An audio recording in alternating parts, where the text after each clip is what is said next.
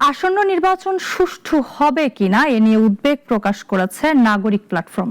এদিকে রাজনীতিবিদদেরই জনগণের আস্থা ফিরিয়ে আনতে হবে বলে মন্তব্য করেছেন বিএনপির স্থায়ী কমিটির সদস্য আমির খসরু মাহমুদ চৌধুরী। অন্যদিকে বিদ্যমান অবস্থায় জবাবদিহিতার কাঠামো অত্যন্ত দুর্বল বলে জানিয়েছেন স্বতন্ত্র প্রার্থী তাসনিম জারা। মঙ্গলবার রাজধানীর শেরেবাংলা নগরে জাতীয় নির্বাচন 2026 ও নাগরিক প্রত্যাশা শীর্ষক এক আলোচনা সভায় তারা এসব কথা বলেন। বিস্তারিত জানাচ্ছেন সানি আহমেদ। সামনে নির্বাচন, কিন্তু প্রশ্ন আসে নির্বাচন কি সুষ্ঠু হবে? কিন্তু তার চেয়েও বড় প্রশ্ন এসেছে, নির্বাচন সুষ্ঠু হলেও যে কোনো মাপকাঠিতে তা কি অর্থবহ? আমরা কি কোনো পরিবর্তন পাবো, নাকি আবারও সেই পুরনো ধারাবাহিকতার ভেতরে আমরা সেই গড্ডালিকা প্রবাহে প্রবেশ করব? এই রাষ্ট্র ব্যবস্থাপনার স্রোত। মঙ্গলবার দুপুরে রাজধানীর শেরেবাংলা নগরে জাতীয় নির্বাচন 2026 ও নাগরিক প্রত্যাশা শীর্ষক সংলাপে এসব আশঙ্কা উঠে এসেছে।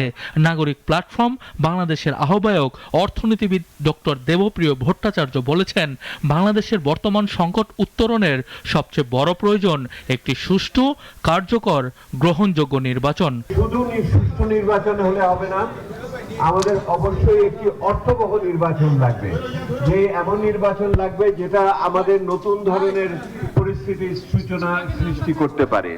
দ্বিতীয়ত, সেই নতুন পরিস্থিতি হলো যে নতুন বন্দোবস্তের কথা বলি, সেটা পুরনভাবেই হোক বা নতুন ভাবেই হোক। রাজনীতিবিদদের প্রতি জনগণের আস্থা নেই, এই আস্থা রাজনীতিবিদদেরই ফেরাতে হবে বলে জানিয়েছেন বিএনপি স্থায়ী কমিটির সদস্য আমির খসরু মাহমুদ চৌধুরী। রাজনীতিবিদদের উপর আস্থা সৃষ্টি করার দায়িত্ব হচ্ছে রাজনীতিবিদদের, এটা তার কেউ করতে পারবে না।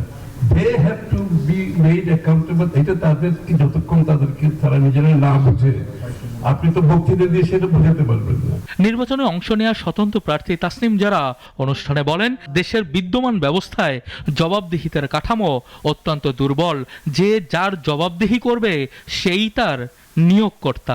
আমাদের যে মন্ত্রীরা আছেন, প্রধানমন্ত্রী আছেন, তিনি যদি দুর্নীতি করেন তাহলে জবাবদিহিতা কে নেবে? দুর্নীতি দমন কমিশন। কিন্তু দুর্নীতি দমন কমিশনের যে কমিশনার, তাকে নিয়োগ দিবেন প্রেসিডেন্ট, এবং প্রেসিডেন্টের এই কাজটা করতে হবে প্রধানমন্ত্রীর সাথে পরামর্শ করে।